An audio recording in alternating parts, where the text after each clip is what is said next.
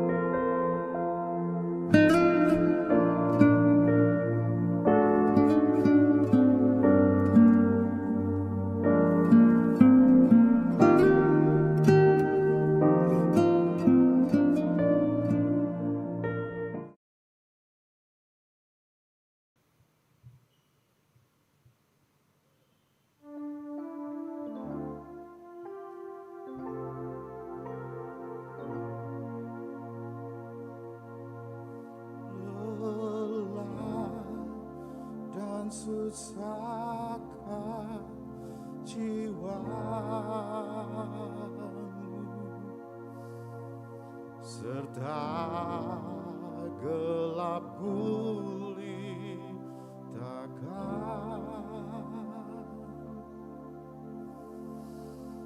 Pandanglah terang juru selamatmu,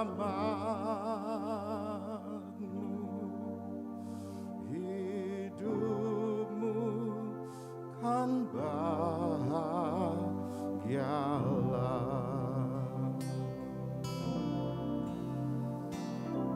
Pandanglah pada Yesus, pandanglah wajah mulianya di dalam terang kemuliaannya. Dunia akan menjadi hampa. Pandanglah pada Yesus, pandanglah wajah mulianya di dalam terang kemuliaannya. Dunia akan menjadi hampa. Shalom Godly Family yang dikasihi oleh Tuhan Yesus Kristus. Bagi Bapak Ibu yang ada di rumah, selamat datang di channel YouTube GKKAI Jemaat Surabaya.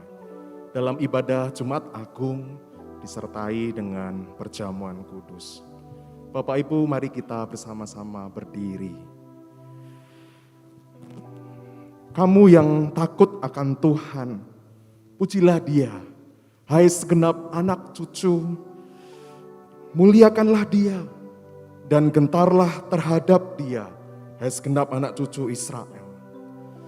Sebab Ia tidak memandang hina ataupun merasa jijik kesengsaraan orang yang tertindas. Dan Ia tidak menyembunyikan wajahnya kepada orang itu. Dan Ia mendengar ketika orang itu berteriak minta tolong padanya.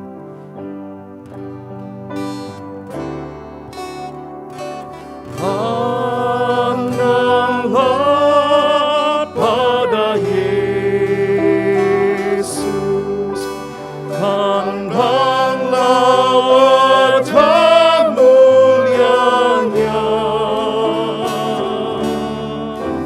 di dalam terang kemuliaannya. Dunia akan menjadi hampa.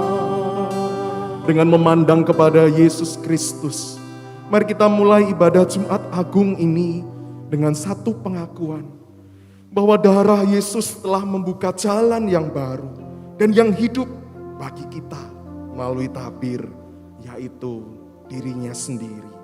Sehingga kita dapat menghadap Allah Bapa dengan hati yang tulus ikhlas dan keyakinan iman yang teguh. Kiranya kasih karunia, rahmat dan damai sejahtera dari Allah Bapa kita dan Kristus Yesus Tuhan kita dan persekutuan dengan Roh Kudus menyertai saudara. Silakan duduk. Mari renungkan betapa besarnya kasih Bapa bagi kita.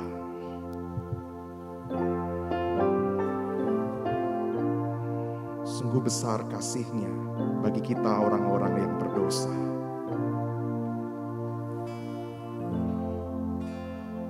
Sungguh besar kasih Bapa, dalamnya tak terukur. Dia memberikan anak tunggalnya jadi tebusan kita.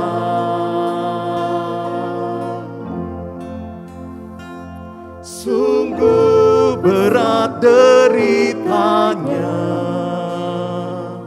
untuk abaikan anaknya, demi mengangkat kita yang hina jadi mulia.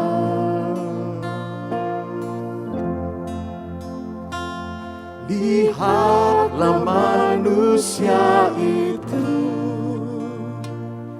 tersalib pikul dosaku, dan ku ikut mengejeknya. Serukan salibkan dia, namun tetap dia di sana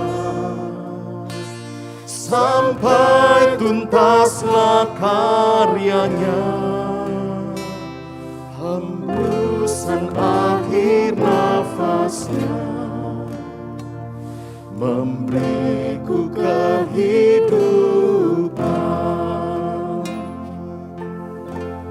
Hanya di dalam Engkau ya Tuhan kami bermegah, kami bersyukur memiliki Engkau.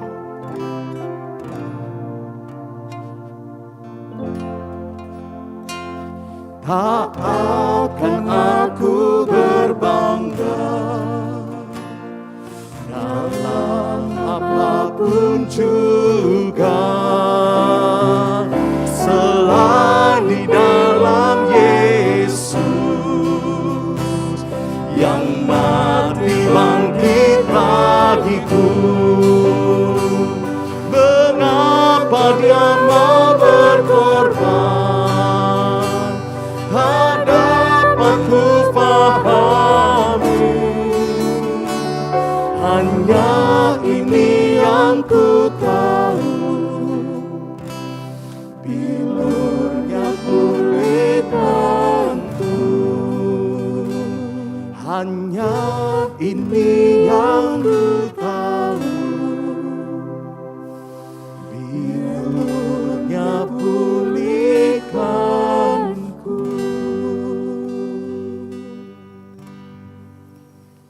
Bacaan firman Tuhan diambil dari Yohanes pasalnya yang ke-18 ayat yang ke-37 hingga pasal ke-19 ayatnya yang ke-16. Pembacaan Alkitab ini akan dilakukan oleh beberapa pemeran. Dengan mengikuti, jemaat diundang untuk ikut membaca bagian yang ditentukan dengan mengikuti panduan yang tertera pada layar. Demikianlah firman Tuhan. Kata Pilatus kepadanya, "Jadi engkau adalah raja?" Jawab Yesus, Engkau mengatakan bahwa aku adalah raja. Untuk itulah aku lahir dan untuk itulah aku datang ke dalam dunia ini, supaya aku memberi kesaksian tentang kebenaran. Setiap orang yang berasal dari kebenaran mendengarkan suaraku. Kata Pilatus kepadanya, "Apakah kebenaran itu?" sesudah mengatakan demikian, keluarlah Pilatus lagi mendapatkan orang-orang Yahudi dan berkata kepada mereka, "Aku tidak mendapati kesalahan apapun padanya. Tetapi pada kamu ada kebiasaan bahwa pada Paskah aku membebaskan seorang bagimu. Maukah kamu supaya aku membebaskan raja orang Yahudi bagimu?" Mereka berteriak pula, Jangan dia, melainkan Barabas. Barabas adalah seorang penyamun. Lalu Pilatus mengambil Yesus dan menyuruh orang menyesah dia. Prajurit-prajurit menganyam sebuah mahkota duri dan menaruhnya di atas kepalanya. Mereka memakaikan dia jubah ungu dan sambil maju ke depan mereka berkata, Salam, hai Raja orang Yahudi. Lalu mereka menampar mukanya. Pilatus keluar lagi dan berkata kepada mereka, "Lihatlah, aku membawa dia keluar kepada kamu, supaya kamu tahu bahwa aku tidak mendapati kesalahan apapun padanya. Lalu Yesus keluar, bermahkota duri dan berjubah ungu. Maka kata Pilatus kepada mereka, Lihatlah manusia itu. ketika imam-imam kepala dan penjaga-penjaga itu melihat dia, berteriaklah mereka, Salibkan dia, salibkan dia. kata Pilatus kepada mereka, Ambil dia dan salibkan dia, sebab aku tidak mendapati kesalahan apapun padanya. jawab orang-orang Yahudi itu kepadanya, Kami mempunyai hukum, dan menurut hukum itu ia harus mati, sebab ia menganggap dirinya sebagai anak Allah. ketika Pilatus mendengar perkataan itu, bertambah takutlah ia. Lalu ia masuk pula ke dalam gedung pengadilan dan berkata kepada Yesus. Dari manakah asalmu? Tetapi Yesus tidak memberi jawab kepadanya. Maka kata Pilatus kepadanya, Tidakkah engkau mau bicara dengan aku? Tidakkah engkau tahu bahwa aku berkuasa untuk membebaskan engkau dan berkuasa juga untuk menyalibkan engkau? Yesus menjawab, Engkau tidak mempunyai kuasa apapun terhadap aku, jikalau kuasa itu tidak diberikan kepadamu dari atas. Sebab itu, dia yang menyerahkan aku kepadamu lebih besar dosanya. Sejak itu Pilatus berusaha untuk membebaskan dia. Tetapi orang-orang Yahudi berteriak, Jikalau engkau membebaskan dia, engkau bukanlah sahabat Kaisar. Setiap orang yang menganggap dirinya sebagai raja, ia melawan Kaisar. ketika Pilatus mendengar perkataan itu, ia menyuruh membawa Yesus keluar, dan ia duduk di kursi pengadilan di tempat yang bernama Litostrotos, dalam bahasa Ibrani Gabata. Hari itu ialah hari persiapan Paskah, kira-kira jam 12. Kata Pilatus kepada orang-orang Yahudi itu, Inilah rajamu. maka berteriaklah mereka, Enyahkan dia, enyahkan dia, salibkan dia. kata Pilatus kepada mereka. Haruskah aku menyalibkan rajamu? Jawab imam-imam kepala, Kami tidak mempunyai raja selain daripada Kaisar.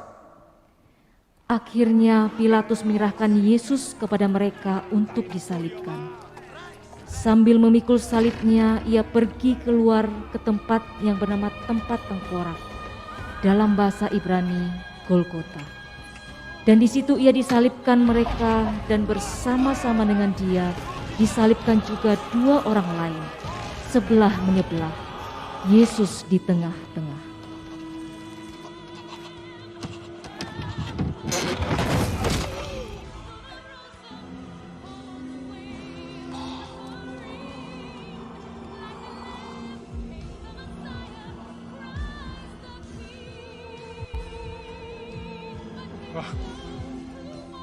They're dead.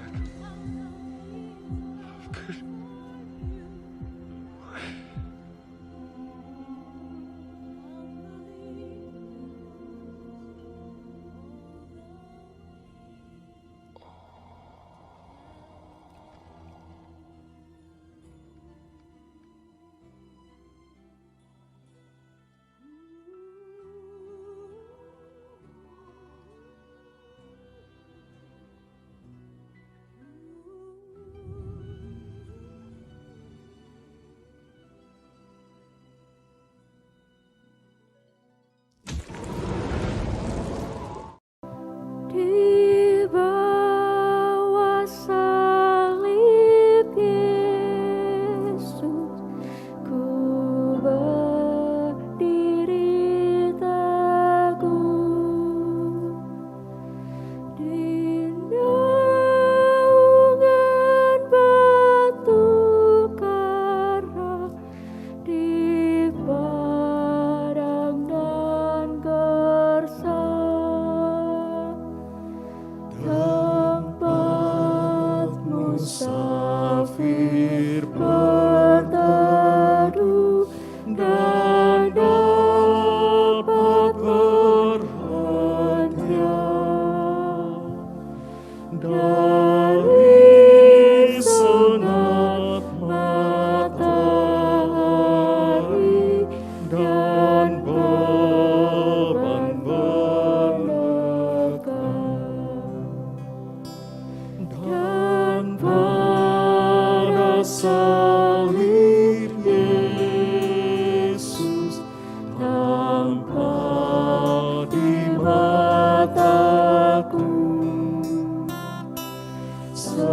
sosok tubuh terpancing, tersiksa bagiku. Hatiku yang remuk sedih, melihatlah jelas aku tiada layak dapat kasih balas.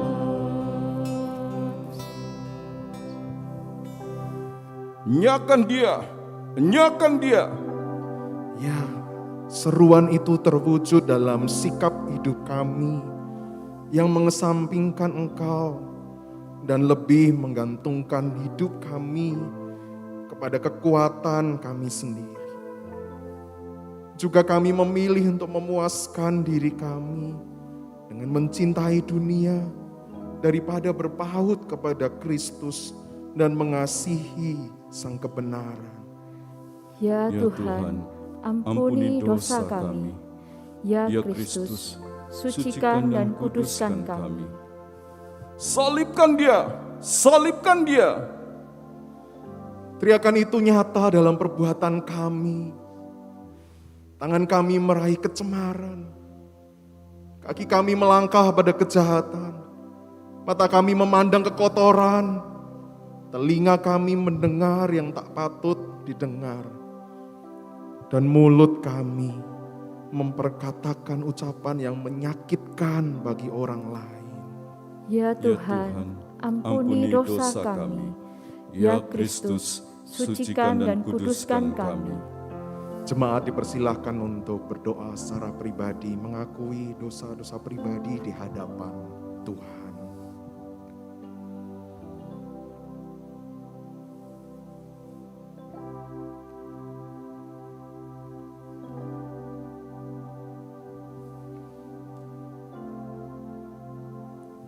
Inilah seru pengakuan dosa kami di hadapan-Mu. Ya Tuhan, ampuni dosa kami. Ya Kristus, sucikan dan kuduskan kami. Kiranya karya salib-Mu menjadi laba kami, satu-satunya jalan yang mampu membenarkan hidup kami. Amin. Ya salibku jadikan naungan rumahku, seperkasa wajahnya bagiku yang perlu. Biarlah duniaku lepas mahana ruginya, yang hilang dosa sajalah labaku salibnya.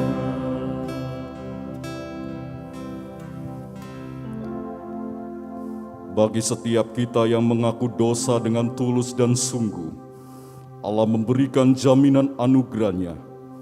Dia yang tidak mengenal dosa telah dibuatnya menjadi dosa karena kita, supaya dalam Dia kita dibenarkan oleh Allah. Karena itu, marilah kita menghadap Allah dengan hati yang tulus dan keyakinan iman yang teguh. Oleh karena hati kita telah dibersihkan dari hati nurani yang jahat, dan tubuh kita telah dibasuh dengan air yang murni.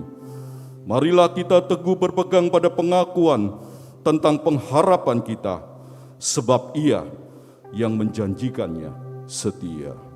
Kami bersehati kembali untuk hidup berpaut pada Yesus Kristus, Sang Penebus, kebenaran yang membenarkan hidup kami. Hanya oleh darah Yesus, dosa kita dihapuskan.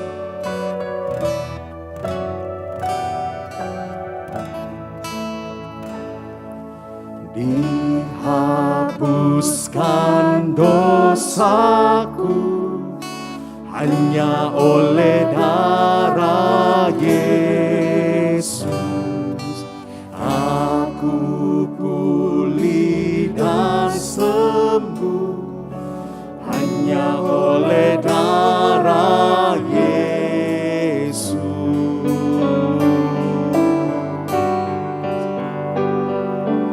Pengampunan dosaku hanya oleh darah Yesus, penyucian hidupku hanya oleh darah Yesus. Oh, darah Tuhanku, sumber pembasuhku, sucilah hidupku hanya oleh darah Yesus.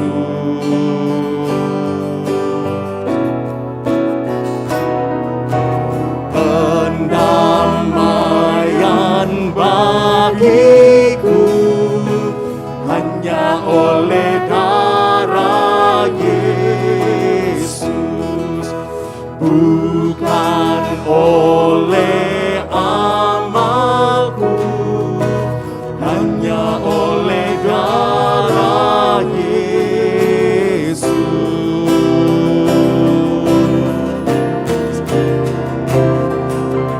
Damai dan harapanku hanya oleh darah Yesus, karena membenarkanku hanya oleh darah Yesus. Oh, darah Tuhanku, sumber pembasuhku, sucilah hidupku hanya oleh darah Yesus, hanya oleh darah Yesus. Saudara, mari kita satukan hati, kita berdoa.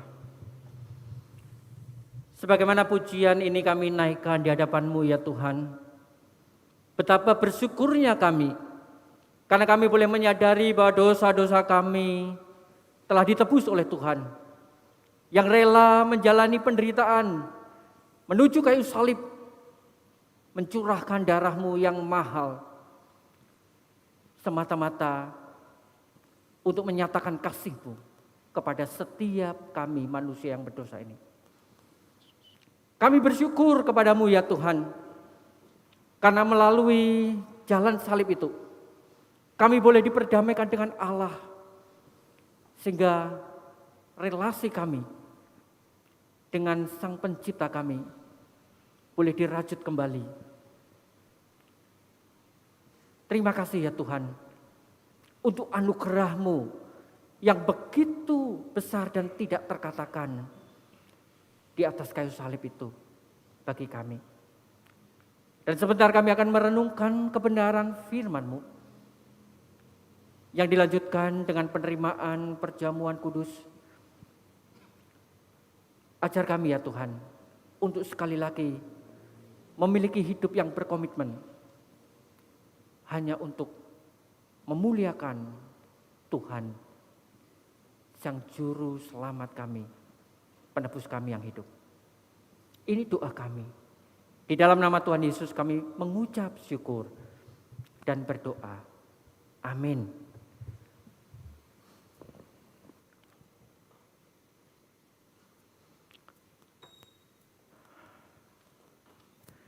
Baik, selamat pagi Bapak Ibu yang saya kasih dalam Tuhan. Hari ini kita akan merenungkan satu tema yang sangat penting di dalam kehidupan orang-orang percaya, yaitu dibenarkan oleh deritanya. Satu bagian firman Tuhan yang boleh kita baca di dalam landasan perenungan kita pada pagi hari ini terambil dari kitab Yesaya, pasal ke-52 ayat 13 sampai ke-15 saja. Maka demikian firman Tuhan yang dicatat. Sesungguhnya hambaku akan berhasil dan ia akan ditinggikan, disanjung dan dimuliakan. Seperti banyak orang akan tertegun melihat dia. Begitu buruk rupanya. Bukan seperti manusia lagi. Dan tampaknya bukan seperti anak manusia lagi. Demikianlah ia akan membuat tercengang banyak bangsa. Raja-raja akan mengatupkan mulutnya melihat dia. Sebab apa yang tidak diceritakan kepada mereka akan mereka lihat. Dan apa yang tidak mereka dengar akan mereka pahami. Saudara, bagian firman Tuhan ini juga dikisahkan secara detail di dalam kitab Yesaya 53 ayat 1 sampai ke-12. Bapak, Ibu dan Saudara bisa membaca bagian secara detail tersebut di rumah nanti untuk semakin memahami akan apa yang dicatat oleh Nabi Yesaya ini. Nah, saudaraku yang saya kasih dalam Tuhan, setiap manusia yang dilahirkan di muka bumi ini, pada satu hari nanti mereka akan mati, saudara. Sehingga kematian itu menjadi satu tujuan dari kehidupan itu sendiri. Tetapi tidak ada seorang pun di tengah dunia ini yang memiliki satu konsep akan kematian yang begitu jelas di dalam dirinya. Kecuali Yesus Kristus. Saudara dan saya tidak tahu kapan matinya. Dan bagaimana cara mati kita itu menjadi satu misteri yang tidak dinyatakan kepada kita. Tetapi ketika kita berbicara tentang Yesus Kristus, maka di sana kita mendapati satu arah pemberitaan kematian yang sangat-sangat jelas yang diperlihatkan kepada umat manusia. Saudara, Yesus Kristus sebelum penyaliban dan kematiannya, dia sudah dinubuatkan. Bahkan kalau kita membaca di dalam Lukas 9 ayat ke-22, dikatakan bahwa anak manusia itu harus menanggung penderitaan. Dia akan ditolak oleh tua-tua, imam-imam, bahkan ahli Taurat. Kemudian dia akan dibunuh dan dibangkitkan pada hari ketiga. Nah, saudara, kematian Yesus Kristus ini merupakan dasar di dalam kehidupan iman orang percaya. Kematian ini menjadi satu sentral karya penebusan Allah yang dinyatakan kepada umatnya. Dan penderitaan yang dialami oleh Kristus itu menunjukkan sebuah harga yang harus dibayarnya. Saudara, kematian Yesus Kristus adalah bukti kasih Allah. Kalau kita membaca di dalam Yohanes 3:16, maka bukankah dikatakan karena begitu besar kasih Allah kepada kita, sehingga dia mengaruniakan anaknya yang tunggal. Ini adalah bukti daripada kasih Allah kepada manusia yang berdosa itu. Tetapi penyalipannya itu menunjukkan satu proses pengorbanan yang harus dilaluinya terlebih dahulu. Nah, saudara yang saya kasih di dalam Tuhan, hari ini kita memperingati kematian dan kebangkitan Tuhan pada hari Paskah minggu nanti. Dan saya percaya bahwa kita sebagai anak-anak Tuhan sudah selayaknya untuk merenungkan kembali kesengsaraan yang ditanggung oleh Tuhan kita Yesus Kristus ini. Karena apa? Karena dosa-dosa kita, supaya kita memahami kembali makna pembenaran yang dikerjakan Tuhan melalui penderitaannya yang dilakukan. Saudara, penderitaan dan kematian Tuhan ini sangat penting di dalam kehidupan orang percaya. Kenapa? Karena Tuhan sendiri memerintahkan kepada murid-muridnya. Bahkan setiap kali kita melakukan perjamuan kudus ini kita diingatkan. Supaya engkau kembali mengingat akan penderitaanku. Saudara, perikop yang kita baca tadi di dalam Yesaya 52 ayat 13 sampai 15. Itu menggambarkan penderitaan yang dialami oleh Tuhan. Yang digambarkan, dilukiskan oleh Nabi Yesaya ini di dalam penderitaan seorang hamba. Dan bukan sebuah kebetulan. Kalau di dalam perjanjian baru, kita menemukan begitu banyak kesamaan. Peristiwa yang dialami oleh Tuhan Yesus Kristus saat penyaliban dan kematiannya, bukan? Saudara, saya percaya bahwa nubuatan Nabi Yesaya yang ditulis 700 tahun sebelum Tuhan Yesus hadir itu menunjukkan, merujuk kepada diri Tuhan Yesus sebagai sang hamba yang diberitakan itu. Meskipun saudaraku banyak penafsiran bahwa siapakah sang hamba ini sebenarnya. Orang-orang Yahudi mulai memikirkan bagian ini dan menganggap bahwa ini adalah penderitaan dari bangsa Israel yang dibuang dalam pembuangan. Juga bisa merujuk kepada satu raja Koresi yang dibangkitkan oleh Tuhan untuk memulihkan kerajaan Israel. Tetapi kalau kita melihat kesamaan-kesamaan di dalam perjanjian baru, maka jelas sekali bahwa nubuatan 700 tahun sebelum kelahiran Tuhan di sana, itu merujuk kepada peristiwa yang akan dialami dengan tepat oleh Tuhan Yesus. Nah saudara, mari kita melihat penjelasan di dalam kitab Yesaya pasal 52 ini, ayat 13 sampai 15 ini. Ya. Saudara, bagian ini merupakan satu bagian paralel dari ayat yang saya katakan sebelumnya, Yesaya 53 ayat 1 sampai ke 13. Tetapi Yesaya 52 ayat 13 sampai ke 15 ini diceritakan terlebih dahulu mengenai peninggian Tuhan. Peninggian daripada sang hamba yang akan menjalani di dalam ketaatan apa yang dikerjakan, diperintahkan oleh Allah. Dan ditulis secara lebih panjang lagi di dalam Yesaya 53 ayat 1 sampai ke 13. Saudara. Sampai ke 12. Di sana dimulai dengan perendahannya terlebih dahulu. Yang diakhiri dengan peninggiannya. Nah saudara, kitab Yesaya 52 ayat 13 sampai 15 ini dibuka dengan satu kesimpulan yang menjadi pesan utama dari Nabi Yesaya itu. Pesan itu apa? Saudara? Pesan itu ditulis di dalam ayat yang ke-13. Bahwa hambaku itu akan berhasil. Dan itu ditulis dengan tiga kata yang menunjukkan keberhasilannya. Yaitu ditinggikan, disanjung, dan dimuliakan di sana. Bahwa di dalam tugas sang hamba itu, dia sanggup dan rela menjalankannya dengan kesetiaan yang diberikan oleh Bapa kepadanya. Saudara, ayat yang ke-14 dan ke-15 itu juga menjelaskan di dalam tugas yang diberikan kepada sang hamba ini. Akan banyak orang tercengang saat melihat penderitaan yang dialami oleh sang hamba ini. Orang-orang akan memahami bahwa penderitaan yang begitu dahsyat itu wajar dialami oleh sang hamba.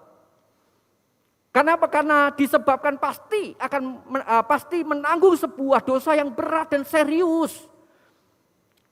Sehingga layak untuk mengalami penderitaan itu. Tetapi di dalam kedua ayat ini, setelah banyak orang tercengang itu, mereka lebih tercengang lagi.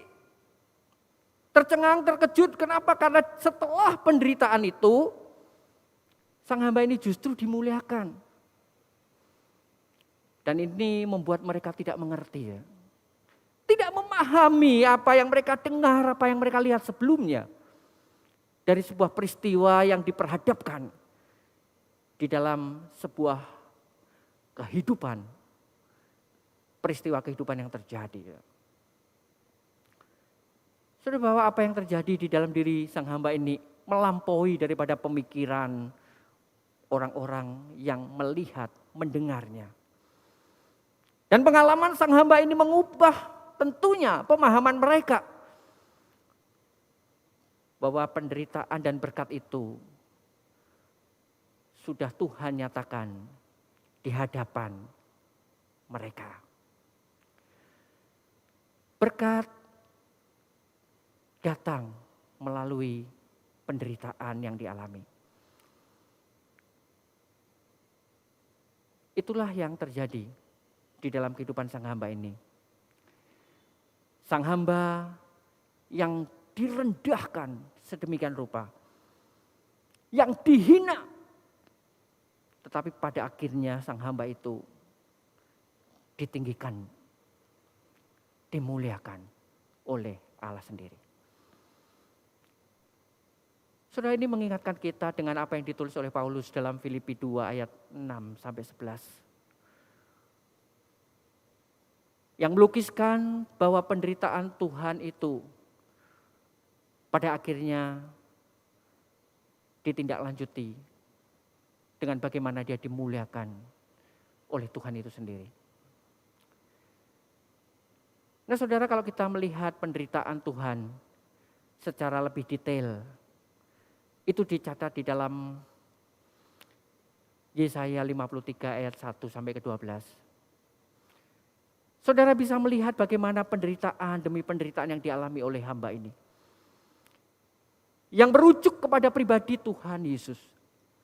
Setidaknya penderitaan itu bisa disarikan menjadi 3 penderitaan yang bisa kita mengerti hari ini. Penderitaan yang pertama itu adalah penderitaan secara emosional. Mengapa? Karena kehadiran daripada Tuhan Yesus di tengah dunia ini yang tidak lain adalah milik kepunyaannya. Tetapi di sana kita melihat manusia itu menolak kehadirannya. Mulai dari kehadirannya di dunia ini yang lahir di dalam kandang yang hina. Tidak ada tempat untuk meletakkan kepalanya.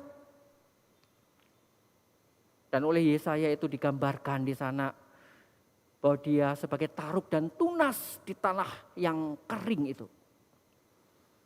Betapa sederhananya kehadirannya. Sampai pada pelakuan daripada manusia ketika menyalibkannya. Tuhan Yesus dipandang rendah.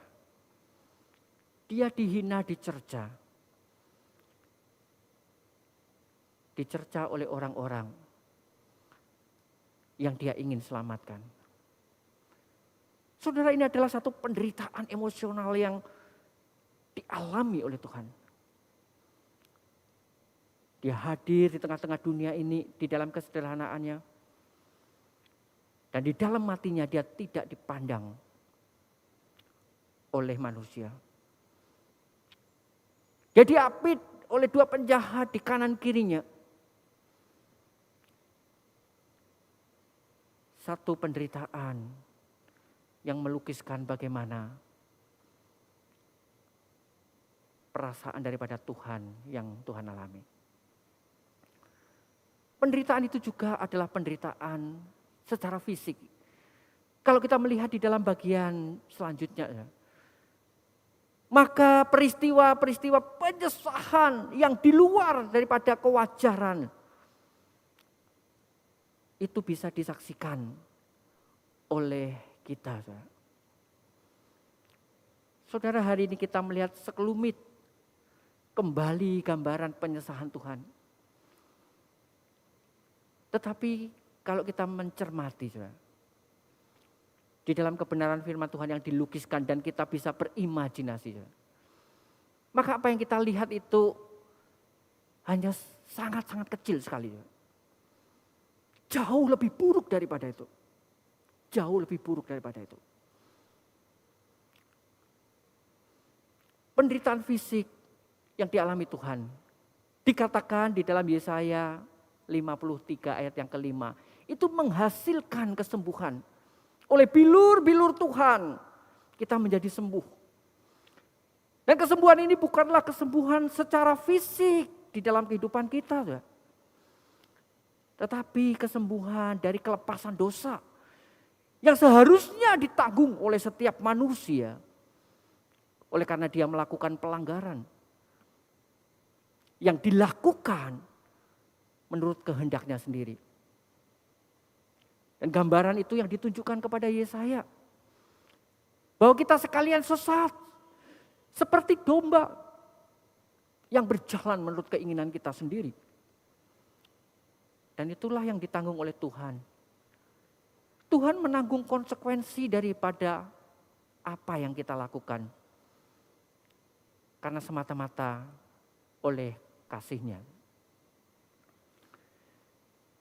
So, bukan hanya penderitaan secara fisik juga, tapi penderitaan itu juga meliputi penderitaan spiritualnya. Jelas sekali, karena di dalam peristiwa penyaliban itu, Allah itu menimpakan kepadanya kejahatan kita.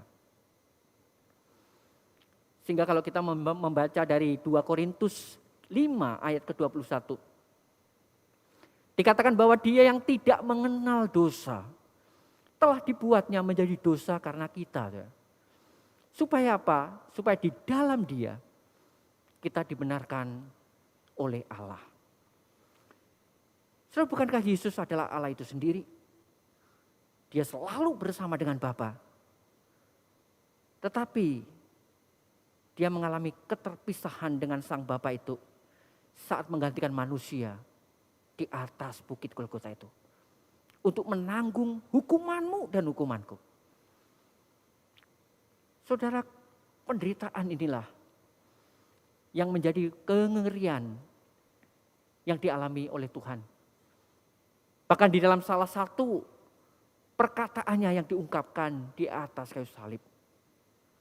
Allahku, Allahku, mengapa engkau meninggalkan aku?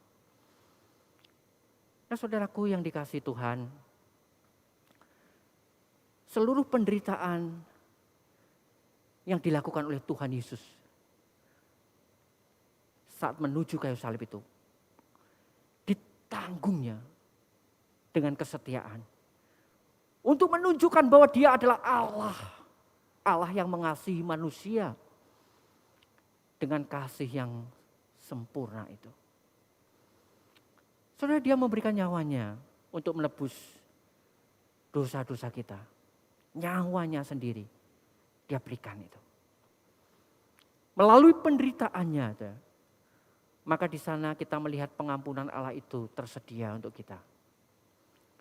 Hati Allah itu dipuaskan oleh apa yang dikerjakan oleh anaknya yang mati di atas kayu salib.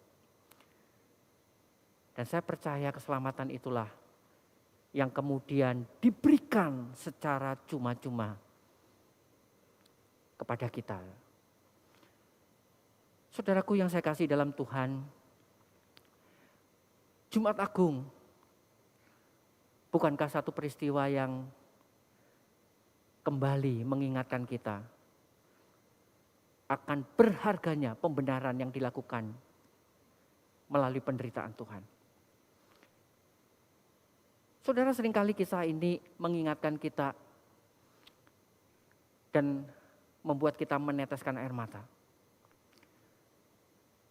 Seakan-akan kita merasa kasihan kepada Tuhan. Kepada Yesus yang sudah berjalan menuju kayu salib itu. Dengan penderitaan yang begitu luar biasa. Tetapi kalau kita pikirkan kembali.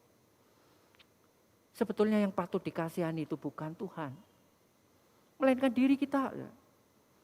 Diri kita yang bertahun-tahun menjadi anak Tuhan tetapi tidak mengerti akan karya pengorbanan Tuhan. Sehingga ketika kita meninggalkan gereja pada saat kita sudah menyelesaikan ibadah Jumat Agung ini.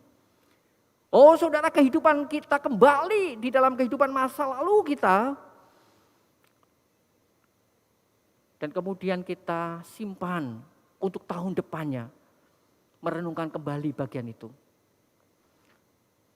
Nah saudara, bukankah ini ironi di dalam kehidupan kita?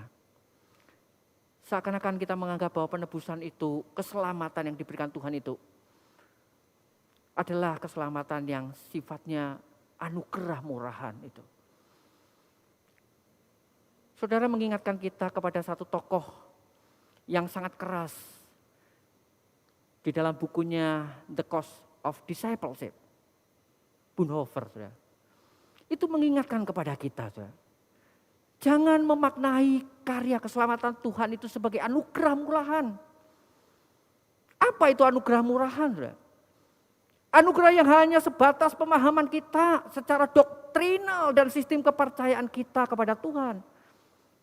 Melalui sebuah pengakuan iman secara intelektual kita. Oh, saya tahu bahwa Tuhan menyelamatkan saya. Di sana ditegaskan bahwa ada pembenaran dosa. Tahu pembenaran dosa. Tetapi ketika kita meninggalkan gedung gereja itu, kenapa kita masih dan terus-menerus hidup di dalam dosa itu? Karena kita lupa bahwa Tuhan juga membenarkan pribadi yang berdosa itu. Yaitu pembenaran daripada si pendosa itu sendiri. Saudara, anugerah murahan ini bukankah sering kali kita dengar di dalam khotbah-khotbah tentang pengampunan, bukan? Tetapi tidak menuntut perubahan hidup yang nyata. Hidup kita masih tetap sama. Seperti kemarin-kemarin. Saudara, anugerah Allah memang cuma-cuma, tetapi sekali lagi bukan murahan.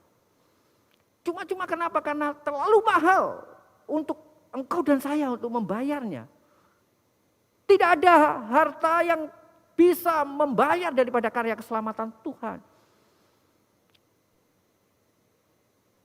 Anugerah itu mahal karena ditunjukkan melalui kematian anaknya sendiri, Yesus Kristus di atas kayu salib.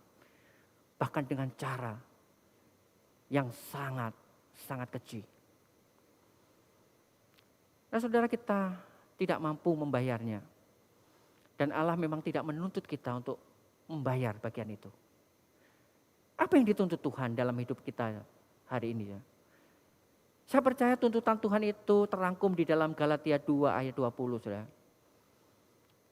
Yang mengatakan bahwa namun aku hidup tetapi bukan aku sendiri yang hidup, melainkan Kristus yang hidup di dalam aku. Dan hidupku yang kuhidupi di dalam daging sekarang adalah hidup oleh iman dalam anak Allah yang telah mengasihi aku dan menyerahkan dirinya untuk aku.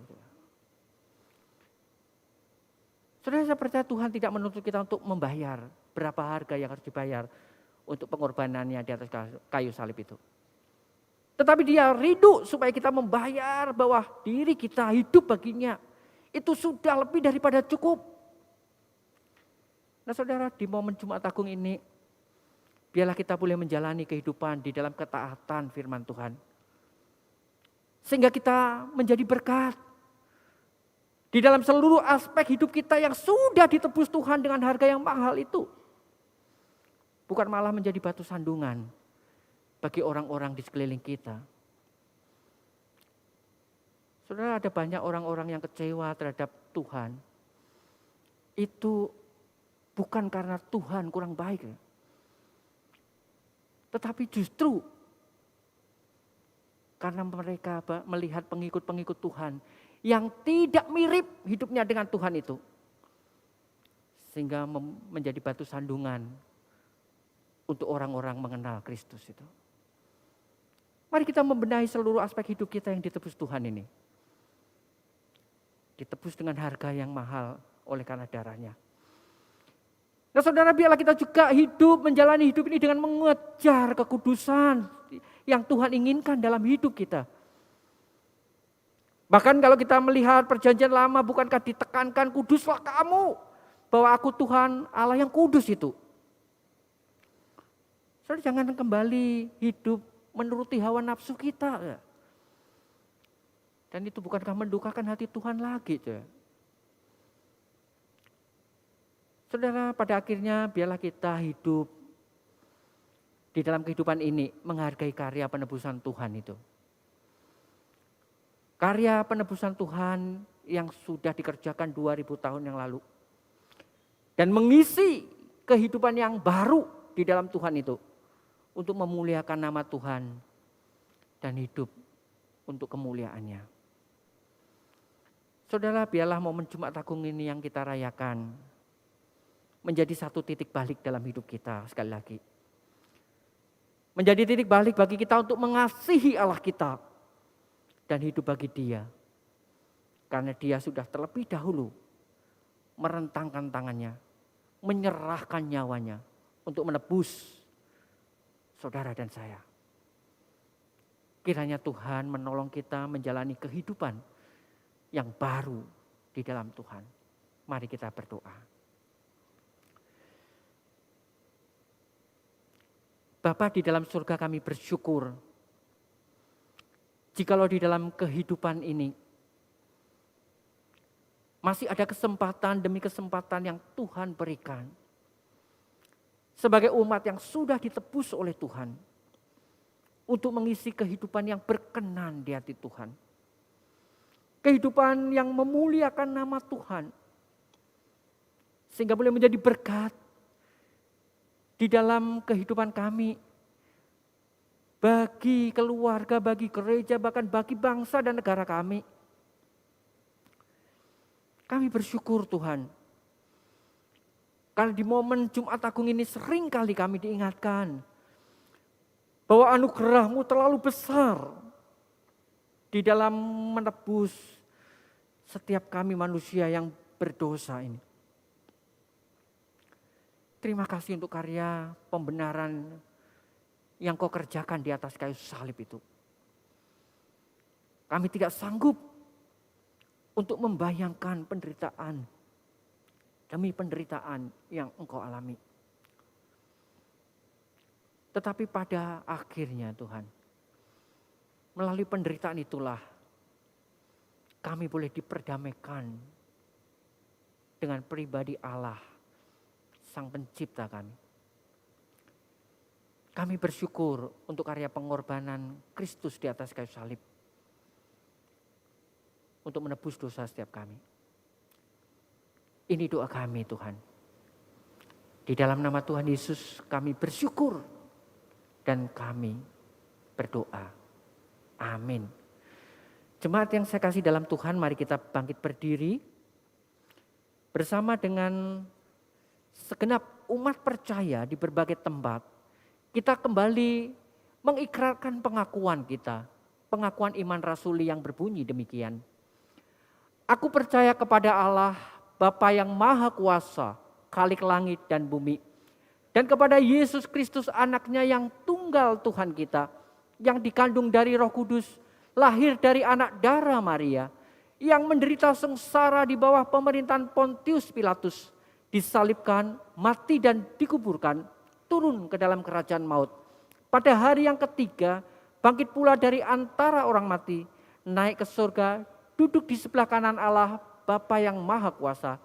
Dan dari sana Ia akan datang untuk menghakimi orang yang hidup dan yang mati. Aku percaya kepada Roh Kudus, gereja yang kudus dan am, persekutuan orang kudus, pengampunan dosa, kebangkitan orang mati, dan hidup yang kekal. Amin. Jemaat dipersilakan duduk kembali. Kita akan menaikkan satu pokok doa syafaat bagi pada pagi hari ini. Bapa di dalam surga, sekali lagi kami bersyukur untuk karya pengorbanan-Mu di atas kayu salib. Dan biarlah Engkau mengajar kami ya Tuhan, supaya kami memahami karya pengorbanan yang mahal itu harus kami isi dengan kehidupan yang menyenangkan hati-Mu. Kehidupan yang kudus yang Engkau tuntut di tengah kehidupan dunia yang rusak ini. Sehingga kehadiran kami ya Tuhan boleh berbeda dari orang-orang yang tidak percaya. Bahkan kami yang menyandang label sebagai terang dan garam itu bisa membawa orang-orang lain supaya mereka mengenal Sang Juru Selamat yang sudah rela menebus dosa kami. Ajar kami ya Tuhan juga boleh mengisi kehidupan ini. Kehidupan yang Engkau tuntut untuk menjadi anak-anak Tuhan yang memuliakan nama Tuhan dalam aspek-aspek hidup kami. Melalui perkataan kami yang seringkali menyakiti dan mengecewakan banyak orang. Maka ajar kami ya Tuhan, melalui tutur kata kami boleh menyatakan kelemah lembutan yang menjadi pembedaan bagi orang-orang yang di sekeliling kami. Ajar kami ya Tuhan, untuk memakai mata kami, melihat hal-hal yang indah yang Tuhan nyatakan, bukan untuk menikmati dosa yang ada. Ajar kami memakai telinga kami Tuhan, untuk mendengar kebenaran firman-Mu, sehingga iman kami boleh semakin dibangun, semakin mengenal Tuhan lebih dalam. Bukan memakai telinga kami mendengar gosip, berita hoax yang ada di sekeliling kami. Bahkan kami menjadi pelaku untuk menyalurkan berita hoax itu. Buat kami peka ya Tuhan, mendengarkan sabda-Mu.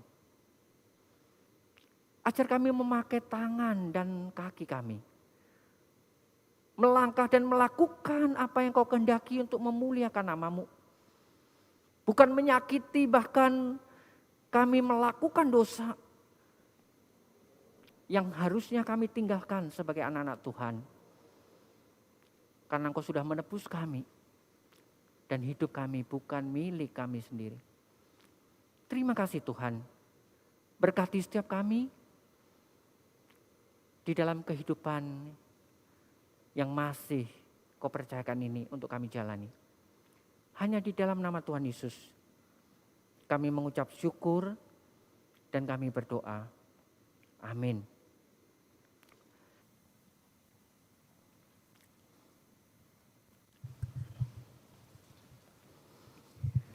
Marilah kita meresponi khotbah yang telah disampaikan dan perjamuan kudus yang telah kita lakukan bersama-sama dengan hati yang penuh dengan ucapan syukur. Kita mau memberikan hidup kita, bukan hanya uang kita, melainkan seluruh hidup kita untuk kemuliaan nama Tuhan.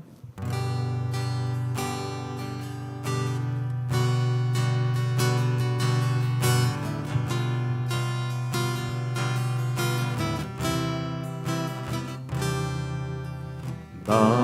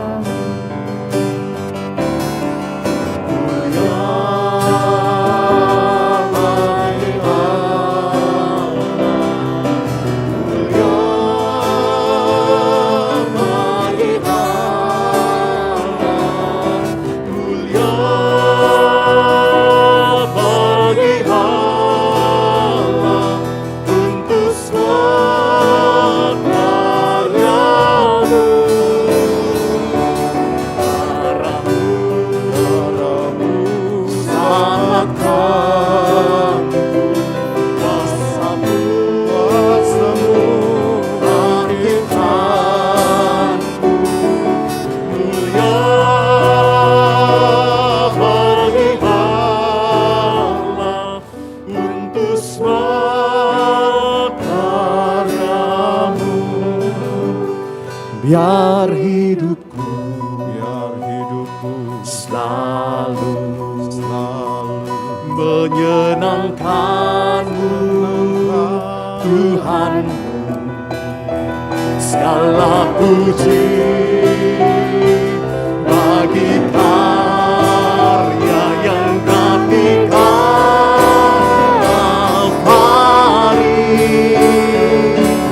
darahmu selamatkanku, kuasamu bangkitkanku, mulia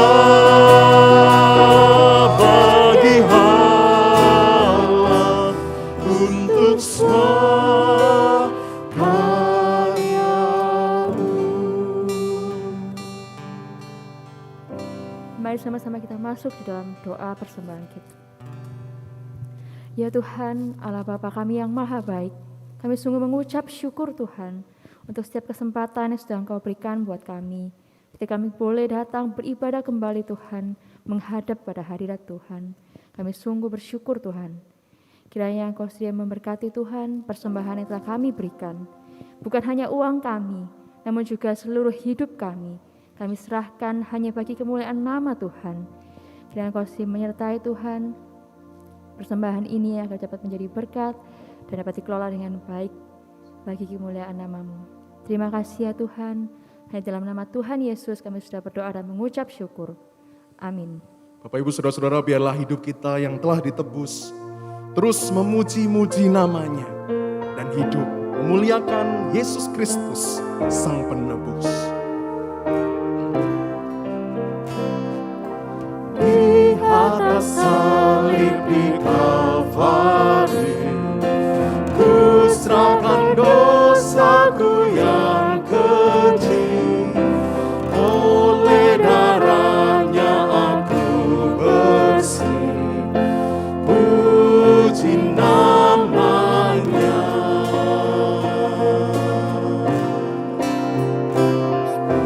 Ku dilepaskan dari dosa, sungguh ku telah diselamatkannya. Kini ia sertaku selamanya, puji namanya. Kita bangkit berdiri bersama-sama. Puji namanya, puji namanya.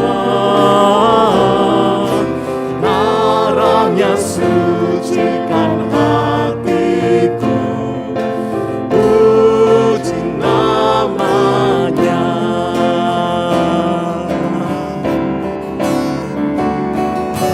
Darahnya sumber keselamatan, ku bahagia, ku disucikan,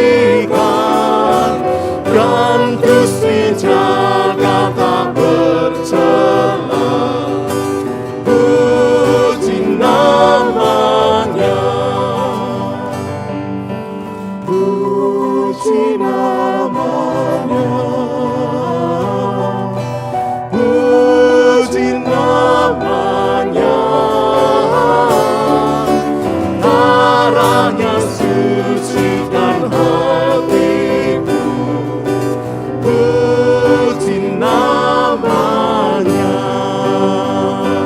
Puji Allah Bapa Putra, puji Allah Roh Kudus, ketiganya yang esa.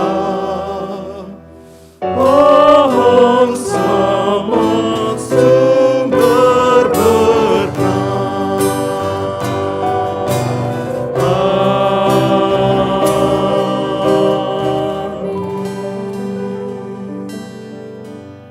Saudaraku yang dikasihi dalam Tuhan, ingatlah bahwa kehidupan kita sudah ditebus oleh darah Kristus yang mahal melalui penderitaannya yang dinyatakan kepada kita. Karena itu jalanilah kehidupan ini untuk hidup bagi Dia dan untuk kemuliaannya.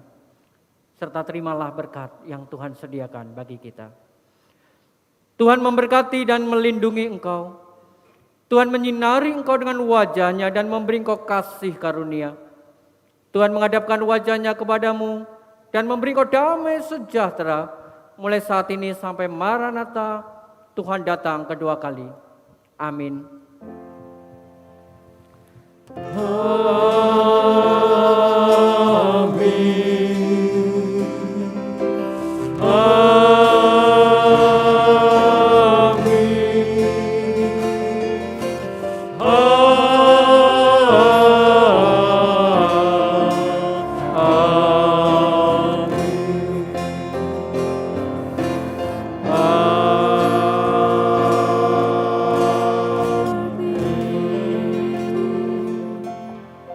Jemaat dipersilakan duduk, ibadah selesai, Tuhan memberkati kita.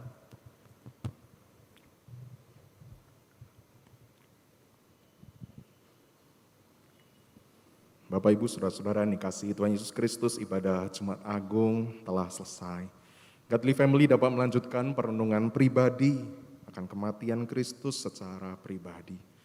Sampai jumpa dalam ibadah Paskah hari Minggu, tanggal 4 April 2021 pukul 10, live streaming di kanal YouTube GKKAI Surabaya.